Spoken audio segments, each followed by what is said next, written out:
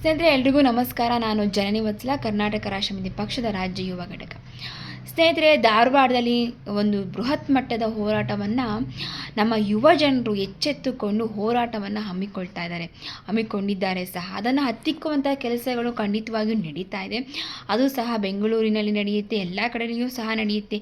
ಯಾತಕ್ಕೋಸ್ಕರ ನಾವು ಓದ್ತಾ ಇದ್ದೀವಿ, ನೀವು ಕೆಲಸಗಳನ್ನು ಕೊಡಿ, ಕಾಲ್ ಫಾರ್ಮ್ ಮಾಡಿ, ಖಾಲಿ ಇರುವ ಉದ್ಯೋಗಗಳಿಗೆ ನೇಮಕಾತಿಗಳನ್ನು ಮಾಡಿಕೊಳ್ಳಿ, ಪರೀಕ್ಷೆಗಳನ್ನು ಮಾಡಿ ಅಂತ ಎಷ್ಟು 5 ವರ್ಷಗಳಿಂದ ಓದ್ತಿರುವಂತಹ ವಿದ್ಯಾರ್ಥಿಗಳು ಬೃಹತ್ ಮಟ್ಟದ ಹೋರಾಟವನ್ನು ಹಮ್ಮಿಕೊಂಡಿದ್ದಾರೆ. ಅದು ನೋಡಿದರೆ ಲಕ್ಷಾಂತರ ವಿದ್ಯಾರ್ಥಿಗಳು ಬೃಹತ್ ಮಟ್ಟದ ಹೋರಾಟಗಳನ್ನು ಹಮ್ಮಿಕೊಂಡಿದ್ದಾರೆ.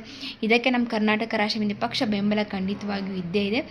ಸ್ನೇಹಿತರೆ, ನಿರುದ್ಯೋಗ ಸಮಸ್ಯೆ ಎನ್ನುವುದು ಇವತ್ತಿಂದಲ್ಲ, ನಿನ್ನೆದಲ್ಲ, ಅದು ಹಿಂದಿನಿಂದ ಬಂದಿದೆ ಅಂತ ಸಾಕಷ್ಟು JCB ಪಕ್ಷಗಳು ಹೇಳ್ತಾನೆ ಇದ್ದಾವೆ. ಇದು ಆ ಪಕ್ಷ ಇದ್ದಾಗ ಕೇಳಬೇಕಿತ್ತು, ಈ ಪಕ್ಷ ಇದ್ದಾಗ ಕೇಳಬೇಕಾಗಿತ್ತು ಅಂತ ಹೇಳ್ತಾರೆ. ಈ ಕರ್ನಾಟಕದಲ್ಲಿ ಇವತ್ತಿನ ಸರ್ಕಾರ ನಾವು ಯುವ ನಿಧಿಯನ್ನು ಕೊಡ್ತಾ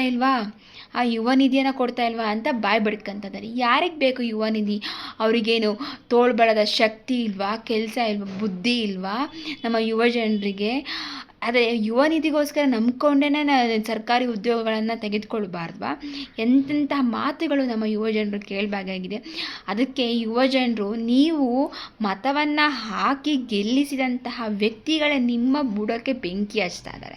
ಖಂಡಿತವಾಗಿಯೂ ನಿರುದ್ಯೋಗ ಸಮಸ್ಯೆಗಳು ಎಲ್ಲಿಂದ ಬರುತ್ತೆ? ನೀವು ಪ್ರತಿ ಬಾರಿನೂ ಸಹ ನೀವು ಯಾರಿಗೆ ಓಟ್ ಹಾಕ್ತಿದ್ದೀರಾ, ಯಾರಿಗೆ ಗೆಲ್ಲಿಸ್ತಾ ಇದ್ದೀರಾ, ಯಾರಿಗೆ ನೀವು ಪ್ರಚಾರವನ್ನು ಮಾಡ್ತಾ ಇದ್ದೀರಾ, ಯಾರಿಗೆ ನೀವು ಬೆಂಬಲಿಗರಾಗಿದ್ದೀರಾ, ಅಂತಹ ಪಕ್ಷಗಳೇ ಈಗ ನಿರುದ್ಯೋಗ ಸಮಸ್ಯೆಗಳನ್ನು ಬೃಹತ್ ಮಟ್ಟದಾಗಿ ಮಾಡ್ತಿರುವಂತಹ ಮೊದಲಿನ ಸಾಲಿಗೆಯಲ್ಲಿ ನಿಂತಿದ್ದಾರೆ ರಾಜಕೀಯ ವ್ಯಕ್ತಿಗಳು. ನೀವು ಮತವನ್ನು ಹಾಕಬೇಡಿ. ನೀವು ಮತವನ್ನು ಯುವ ಜನರು ಮತವನ್ನು ಹಾಕಿದ್ದಾಗಿಂದಲೇ ಸಹ ಇಂಥ ಸಮಸ್ಯೆಗಳು ಖಂಡಿತವಾಗ್ಲೂ ಬಗೆಹರಿಸ್ಕೊಳ್ಳಲ್ಲ. ನೀವು ನಿರುದ್ಯೋಗ ಸಮಸ್ಯೆ ಎನ್ನುವುದು ಒಂದು ದೊಡ್ಡ ಸಮಸ್ಯೆಯನ್ನಾಗಿ, ರಾಜ್ಯ ಮಟ್ಟದ ಸಮಸ್ಯೆಯನ್ನಾಗಿ ಮಾಡಿದ್ದಾರೆ. ಆದರೆ ನಿಮ್ಮ ಕನಸನ್ನು ಕಟ್ಟಿಕೊಂಡು ಯುವ ಜನರು ಉದ್ಯೋಗವನ್ನು ಕೊಡಿ ಅಂತ ಸರ್ಕಾರಕ್ಕೆ ಕೇಳ್ತಾ ಇದ್ದಾರೆ. ಆದರೆ ಆ ಸರ್ಕಾರಕ್ಕೆ ಕಣ್ಣಿಲ್ಲ. ಆ ಸರ್ಕಾರಕ್ಕೆ ನಿಮ್ಮ ಬದುಕಿನ ಒಂದು ಪ್ರತಿ ಕ್ಷಣದ ವ್ಯಾಲ್ಯೂ ಅಂದರೆ ಬೆಲೆ ಗೊತ್ತಿಲ್ಲ. ನೀವು ಎಷ್ಟು ಕಷ್ಟಪಟ್ಟು PGಯಲ್ಲಿ ಇದ್ದು, ಧಾರವಾಡದಲ್ಲಿ PGಗಳಲ್ಲಿ ಇದ್ದು, ಬಾಡಿಗೆಯನ್ನು ರೂಮ್ಗಳ ವ್ಯವಸ್ಥೆಗಳನ್ನು ಮಾಡಿಕೊಂಡು ನಿಮ್ಮ ಅಪ್ಪ ಅಮ್ಮ ಕೆಲಸ ಮಾಡಿ ದುಡಿದು ಕೊಡಬೇಕಾಗಿದ್ದಂಥ ಸಮಯದಲ್ಲಿ ನಾವು ಸರ್ಕಾರಿ ಹುದ್ದೆಗಳನ್ನು ತೆಗೆದುಕೊಳ್ತೀವಿ ಅಂತ ಹೇಳಿ ನೀವು ಸಹ ತಂದೆ ತಾಯಿ ಹತ್ರ ಕೂಲಿ ಕೆಲಸ ಮಾಡ್ತಿರ್ತಾರೆ, ಇಲ್ಲ ರೈತರಾಗಿರ್ತಾರೆ, ಮತ್ತೊಂದು ಕೆಲಸ ಮಾಡ್ತಿರ್ತಾರೆ. ಅವ್ರ ಹತ್ರ ನೀವು ದುಡ್ಡಿಸ್ಕೊಂಡು, ಬಾಡಿಗೆ ಕೊಟ್ಕೊಂಡು, ಬುಕ್ಕುಗಳನ್ನ ತೆಗೆದುಕೊಂಡು PGಗಳಲ್ಲಿ ಇದ್ದು ಆ ಕಷ್ಟ ಎಲ್ಲ ಅನುಭವಿಸುವಂತಹದ್ದು ರಾಜಕೀಯ ವ್ಯಕ್ತಿಗಳಿಗೆ ಖಂಡಿತವಾಗ್ಲೂ ಗೊತ್ತಾಗಲ್ಲ. ಅವ್ರಿಗೇನು ಗೊತ್ತಿರುತ್ತೆ?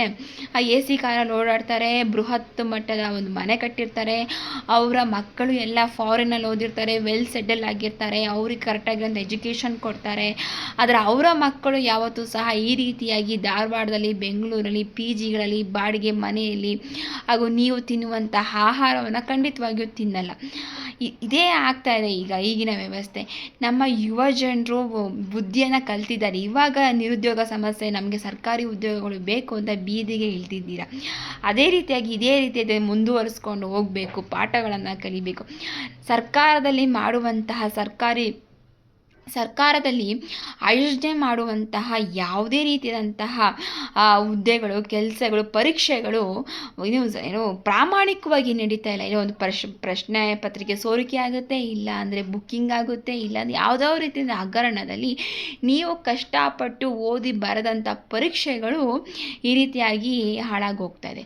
ಇದು ಒಂದು ರೀತಿಯಾಗಿ ಸರ್ಕಾರಿ ಹುದ್ದೆಗಳನ್ನು ಕೊಡೋದ್ರಲ್ಲಿ ನಿರ್ಲಕ್ಷ್ಯವನ್ನು ವಹಿಸ್ತಾ ಇದೆ. ದಯವಿಟ್ಟು ಯುವ ಜನರು ಎಚ್ಚೆತ್ತುಕೊಂಡು ನಿಮ್ಮ ಬದುಕನ್ನು ಕಟ್ಟಿಕೊಳ್ಳಿ ಅಂತ ಕೇಳ್ತೀನಿ. ಸರ್ಕಾರಿ ಹುದ್ದೆಗಳು ಹೆಂಗೆ ಅಂದರೆ ಕೋಟ್ಯಾಂತರ ರೂಪಾಯಿ ಕೊಟ್ಟು ಆಲ್ರೆಡಿ ಬುಕ್ ಮಾಡ್ಕೊಂಡಿರ್ತಾರೆ. ನಮ್ಮ ಕಣ್ಣು ಒರೆಸೋಕ್ಕೋಸ್ಕರ ಪರೀಕ್ಷೆಗಳನ್ನು ಅನೌನ್ಸ್ ಮಾಡ್ತಾರೆ. ನಾವು ಕಷ್ಟಪಟ್ಟು ಫೀಸ್ ಕಟ್ತೀವಿ, ಒಂದು ದುಪ್ಪಟ್ಟು ಫೀಸ್ ಕಟ್ತೀವಿ. ಲಕ್ಷಾಂತರ ವಿದ್ಯಾರ್ಥಿಗಳು ಫೀಸ್ಗಳನ್ನು ಕಟ್ತಾರೆ, ಮತ್ತು ಪರೀಕ್ಷೆಗಳನ್ನು ಮಾಡ್ತಾರೆ, ಮತ್ತು ಲೀಕ್ ಅಂತಾರೆ, ಮತ್ತು ಹಗರಣ ಅಂತಾರೆ. ಈ ಹೀಗೆ ಆಗ್ತಾ ಆಗ್ತಾ ಸುಮಾರು 5 ವರ್ಷಗಳಿಂದ ನೀವು ಸರ್ಕಾರಿ ಉದ್ಯೋಗಗಳು ಈ ಥರ ಆಗ್ತಾ ಇದೆ.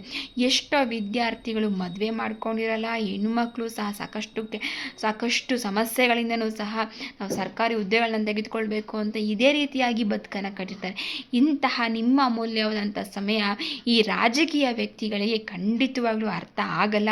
ಸೊ ದಯವಿಟ್ಟು ನೀವು ಪಣ ತೊಟ್ಟು ಸರಿಯಾದಂತಹ ಪರೀಕ್ಷೆಗಳನ್ನು ಮಾಡಬೇಕು, ಸರಿಯಾದಂಥ ರೀತಿಯಾಗಿ ಪರೀಕ್ಷೆಗಳನ್ನು ಮಾಡಬೇಕು ಅಂತ ನೀವು ಹೆಚ್ಚೆಚ್ಚು ಒತ್ತಾಯ ಮಾಡಿ, ಸರ್ಕಾರಕ್ಕೆ ನೀವು ಒತ್ತಾಯ ಮಾಡಿ, ಹೋರಾಟಗಳನ್ನು ಮಾಡಿ, ಒಂದಲ್ಲ ಒಂದು ದಿನ ನೀವು ಸಹ ಎಲ್ಲ ರೀತಿಯಾದಂತಹ ಸಹಿಸ್ಕೊಂಡು ನೀವು ಸಹ ವಿಧಾನಸೌಧ ಚಲೋ ಅಂತ ಒಂದು ದಿವಸ ವಿಧಾನಸೌಧಕ್ಕೆ ಮುತ್ತಿಗೆ ಹಾಕಿ ಈ ರೀತಿಯಾದಂತಹ ಭ್ರಷ್ಟ ರಾಜಕಾರಣಿ ವ್ಯಕ್ತಿಗಳನ್ನು ನೀವು ತೊಲಗಿಸಿಕೊಳ್ಬೇಕು. ಯಾಕೆಂದರೆ ಎಲ್ಲದೂ ಸಹ ಯುವ ಜನರ ಕೈಯಲ್ಲಿದೆ. ಸೊ ನೀವು ಹಾಕಿ ಗೆಲ್ಲಿಸಿದಂತಹ ರಾಜಕೀಯ ವ್ಯಕ್ತಿಗಳೇ ನಿಮ್ಮ ಸರ್ಕಾರದ ಕೆಲಸಗಳನ್ನು ಕಸಿದುಕೊಳ್ತಾ ಇದ್ದಾರೆ, ಭ್ರಷ್ಟಾಚಾರ ಮಾಡ್ತಾ ಇದ್ದಾರೆ. ಅವ್ರ ಕಡೆಗೇ ಸಹ ಬುಕ್ಕಿಂಗ್ ಮಾಡ್ತಾ ಇದೆ. ಕೋಟ್ಯಾಂತರ ರೂಪಾಯಿಗೆ ಸರ್ಕಾರಿ ಕೆಲಸಗಳು, ಅವನಿಗೆ ಒಂದು ವಿದ್ಯಾ ಅರ್ಹತೆಯೇ ಇರಲ್ಲ, ಯಾರಿಗೂ ದುಡ್ಡು ಕೊಡ್ತಾನೆ, ಇನ್ಫ್ಲೂಯೆನ್ಸ್ ಮತ್ತೊಂದು ಮಗದೊಂದು ಮಾಡ್ತಿರ್ತಾರೆ. ಇದೇ ರೀತಿಯಾಗಿ ಆಗ್ತಿದೆ. ನೀವು ಧಾರವಾಡದಲ್ಲಿ ಕೂತ್ಕೊಂಡು ಕಷ್ಟಪಟ್ಕೊಂಡು PGಲಿ ಬಾಡಿಗೆಲಿ ಕಟ್ಕೊಂಡು ಓದ್ತಾ ಇರ್ತೀರ.